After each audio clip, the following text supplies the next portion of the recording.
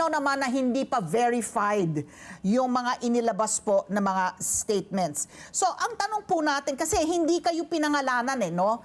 Generally speaking, sinabi lang na isang COMELEC official tumanggap daw ng bribe money to favor Miro para ma-award po na yung kontrata sa Miro. Meron daw 48 o 49 offshore accounts in 18 banks na merong deposits abroad, merong properties abroad in the US, in South Korea, no? Alam nyo ba, ito nga, nabasa na po natin yung ulat na sinabi nyo na nga na ito ay parang demolition campaign, no, laban sa COMELEC. Alam niyo po ba beforehand, Chair, before the press conference, alam niyo po ba beforehand na meron ng demolition campaign bago pa ang pagsiwalat nitong akusasyon na to? Una muna, Ma'am Ali, maraming salamat. Alam niyo po, ang nalulungkot po ako, sobra po ako nalulungkot sapagkat katulad na nabanggit niyo, sa press con po, ang sabi unverified pa, de-verified pa. Hindi po parang nakakalungkot po yun, kahit po kayo sa media, hindi po bago naman tayo maglabas ng isang scoop. Talagang kina-counter-check, bine-verify kami nga po mga lawyers. Talagang hindi kami pwede mag-file ng kaso na walang ebidensya. Kung basta bintang lang marites o kaya misinformation, disinformation at saka fake news. Nakakalungkot sapagkat may inakusahan po. Una, COMELEC, binanggit ang aming institusyon. Pangalawa, may isang opisyal. Ay napaka-unfair po sa mga commissioners ko na anim at mga directors ko. Official kahit sino po yun. Samantalang ilang araw na, nilalako po yung white paper na yan sa Senado at sa Kongreso, Ma'am Ali at Ma'am Pat. At yung po nilalako na yun ay sinasabi, ako nga po yun. Kaya po sinabi ko kaagad, ako yun. Sapagkat yun yung nakalagay na pangalan doon sa mismong white paper na eksaktong binabasa nung po mismong press conference. So bakit naman po ako pa magdadahilan pa o kaya ililigtas ko pa yung sarili ko doon sa pagbibintang na yon. Samantalang unfair naman po sa mga kasamahan ko yun. Kaya po sinabi ko kagad, ako po yun. At yan po ay part ng demolition job sapagkat Ma'am Ali, Ma'am Pat, para sa inyong kaalaman, yung grupo na mga individual at kumpanya na nasa likod nito ay may mga plan A, plan B, plan C. Ito po yung ilang plano na. Pag plan B na po ito eh. May mga susunod pa pagkatapos po nito. Okay. So, Chair, no, right away, no, you felt that you were alluded to and right away you came out and sabi nyo nga, ikaw yon, o sige, magharap na kayo ng ebidensya. In fact, you're even willing to tender your resignation kung mapatunayan nga, no, na kayo po ay tumanggap nga ng bribery money. Pero ang aking tanong, alam nyo, sabi nyo po, alam nyo po kung sino ang nasa likod po nito. Kayo rin ho ba, kung sakali man po, ay pwede nyo pong ilantad rin po kay Congressman Marcoleta ang inyong ebidensya? Kasi ako naman, si Congressman Marcoleta, in fairness to him, abogado rin po siya. So, hindi rin naman siguro siya magbibitaw ng ganyang medyo may kabigatan, no, na akusasyon kung hindi rin po sapat ang kanyang hinahawakan na ebidensya. Kayo rin po, abogado rin po kayo. So, dalawang abogado, magpapakitaan pero po kayo. Hindi, si Ma'am Patpi po ito. Ang sabi po kasi, Ma'am Ali, ang sabi po kasi unverified. So, medyo doon na lang po muna tayo magdepende, unverified.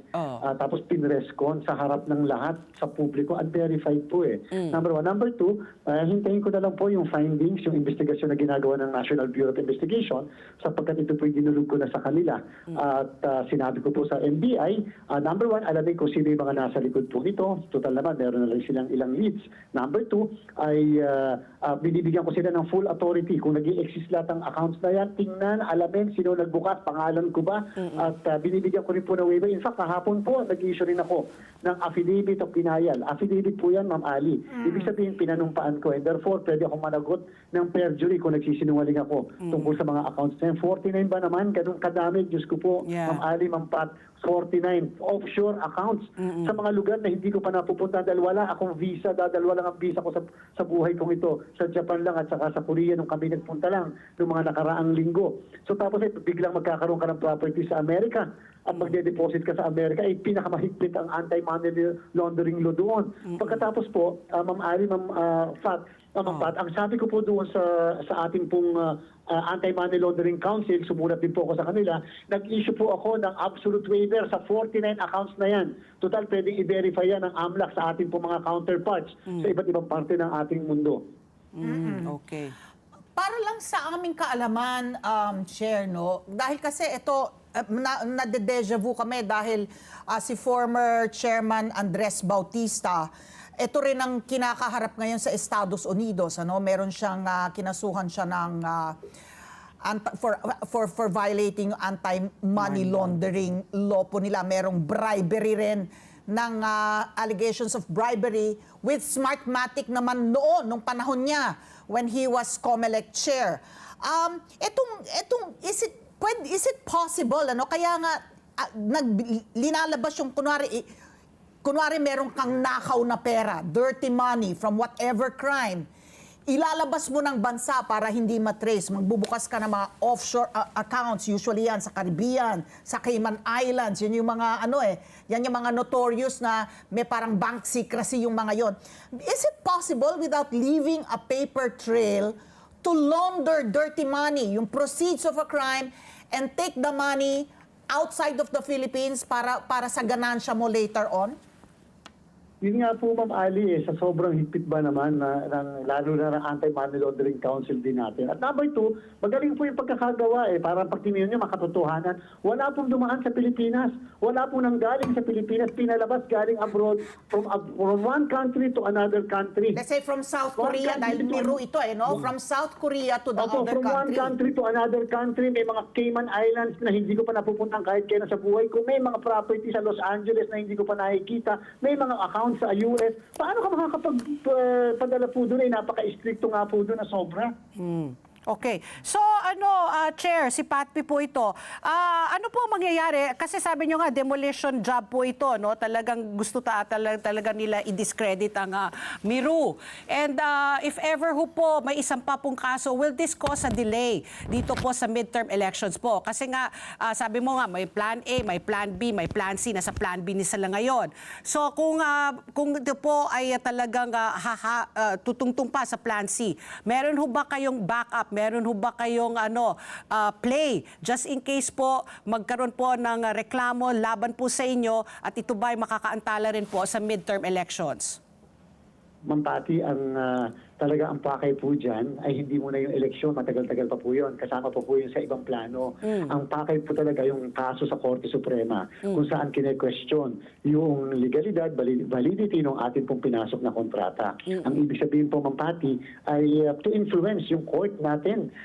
Kasi nga naman, bakit man naman hindi babaliwala yung isang kontratang may bribery na may mga pagbabayad ng mga ganyan. So talagang gusto ma-influensyahan po ang ating. Kaya po kinakailangan mag-action kaagad kami kung bakit ginawa ko kaagad dyan upang hindi masira yung mismo integridad ng ginawa naming proseso. Number 2, siyempre po hindi naman sitting duck lang ang COMELEC. Siyempre po bilang isang constitutional body, hindi naman po kami papayag, institusyon naman po kami. At therefore, kinakailangan protektahan namin ang kredibilidad at integridad ng eleksyon. At asahan niyo po, madami naman po kami pwede pong aksyon na gagawin sa mga susunod na araw. Importante lang po ay mapaniwala natin ang mga kababayan natin na ito ay mga malisyoso, mga akusasyon na walang basihan at ang purpose lang nito ay manira hindi lang ng tao kung hindi po ng institusyon at ng proseso natin.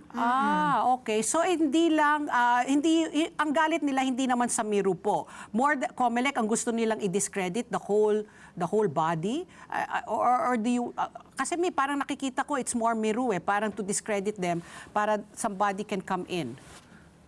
Hindi po, COMELEC po ang pakay talaga. Dahil ang susunod pong gagawin, ilalabas ko na sa programa ninyo, ay yung individual members naman ng komisyon, yung mga commissioners ko, may kanya-kanya ring white paper na ilalabas. At ang panghuli po niyan, after ng mga ganyan, ay ang pagpa-file ng impeachment sa House of Representatives. Kasi po, alam nyo, kaya po ako nakakuha ng white paper dahil nilala ko nga po at nalaman ko rin po yung plano na mismong mga grupo na nasa likod ay akin pong binigay sa ating pong NBI upang kahit paano naman sila ay magkaroon din ng lead o baka naman pwede sa investigasyon matingnan yung mga bagay na yan. So what, if and when nga po at nag-file po ng mga impeachment cases laban sa inyo and or any of the commissioners of the COMELEC, ano po ang mangyayari just in case that happens? Ay, hindi po dapat maantala o ma-istorbo ang COMELEC sa aming pong paghahanda para sa darating na national and local elections. Sabi ko nga po, Kaya po, inako ko na, ako na po lahat yan. Para po yung lahat ng mga kasamahan ko, focus lahat kayo sa paghahanda. Hindi tayo dapat madelay kahit isang araw. Dahil, Ma'am Ali, Ma'am Pat, ang next year, super election year. Merong national and local election ng Mayo. Kasabay ang first parliamentary election sa Bangsamoro. At ang pangatlo ay ang ating pong barangay and SK elections, 5 buwan lang pagkalipas. So talaga pong sobra po, talaga pong punong-puno po ang plato namin sa paghahanda. At sa mga ganyan, ay mga, ano po yan, mga panlilin lang para lang maistorbo Delaying kami. tactics. Kaya po hindi dapat masira ang aming pong paghahanda. Oo. Chair, wala ho ba kayong balak makipag-usap kaya Congressman Marcoleta para po hindi na po humantong pa sa Korte Suprema? Kasi sabi niyo naman po, no, alam niyo pong demolition job, meron kayong hawak na katibayan. Hindi ho ba yan sapat para po makumbinsi po si Congressman Marcoleta? At sabi mo nga, may mga hindi pa verified yung hawak niya. So is there also a chance that you can meet with him to settle this? Wala naman po akong problema. Ako po yung lawyer niya before at napakalapit po akong kaibigan ni Congressman Marcoleta. Wala naman po kaming problema. Ang akin lang po, sana man lang, natawagan din ako bago man lang ilabas, lalo na po yung institusyon. Sabi ko po sa inyo, Ma'am Ali, Ma'am Pat, yung ako po, huwag niyo na po akong isipin. Yung karangalan, yung mismong integridad, okay lang po yan. Pero yung pong institusyon, talaga pong pinaghihirapan namin. Yung ang paniniwala ng tao ay naandun at maiangat ang antas ng COMELEC. Pero yun po, wala naman akong problema kahit po at ako naman po ngayon, maghihintay na lang ako ng findings ng NBI at saka po ng Anti-Money Laundering Council. Mas maganda po yun para may basihan lahat yung pagsisimula ng usapan. Let's get together. Sunday 25. Sunday 25.